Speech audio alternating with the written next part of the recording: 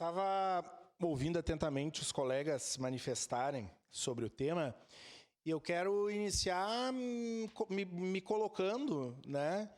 E partindo do meu lugar de fala, que é de um homem numa sociedade machista, de uma estrutura ainda patriarcal, que está aqui como homem público e vereador, fruto de uma cultura machista, que fez com que a minha mãe, de 86 anos, tivesse ficado em casa para cuidar dos filhos, enquanto meu pai tivesse saído para trabalhar. Minha mãe semi-analfabeta, meu pai sem muito estudo, mas numa posição que lhe colocou numa situação de subserviência, em muitos momentos.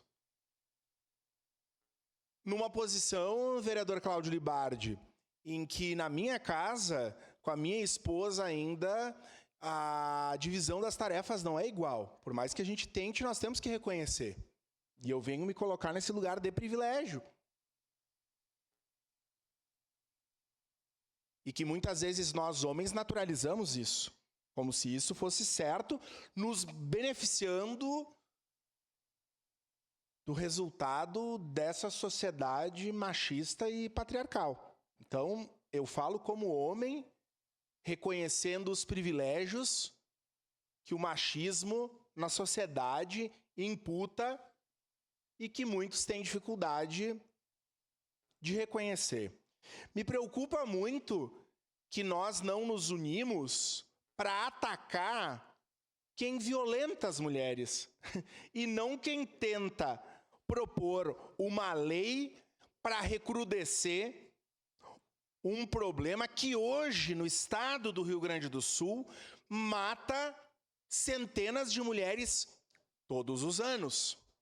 E nós bem sabemos, aqui um professor, que essas relações iniciam ainda muito cedo, quando lá na educação infantil ou nos anos iniciais, um coleguinha chama outra coleguinha de vagabunda. Quando um coleguinha se permite passar a mão na bunda da colega como se isso fosse brincadeira. E nós vamos normalizando essas relações na sociedade.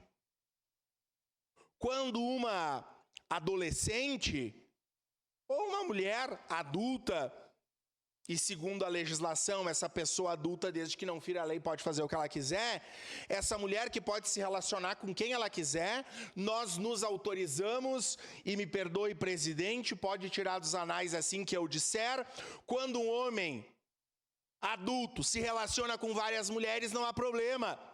Mas quando uma mulher se relaciona com vários homens, ela é puta para a sociedade. E assim nós estigmatizamos como se fosse algo normal.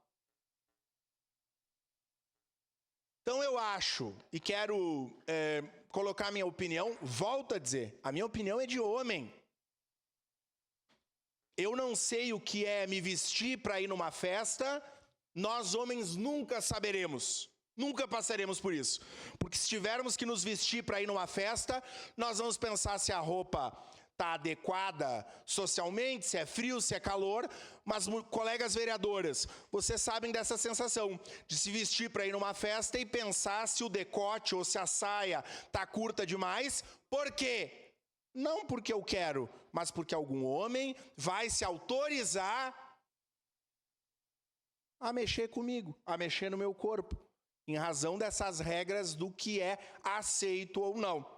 Então, eu quero dizer que sou favorável, se falou aqui da subjetividade da lei, mas logo nós teremos nessa casa uma discussão de um PL que trata de censurar conteúdos sexualizados da cultura, onde também há uma subjetividade na compreensão.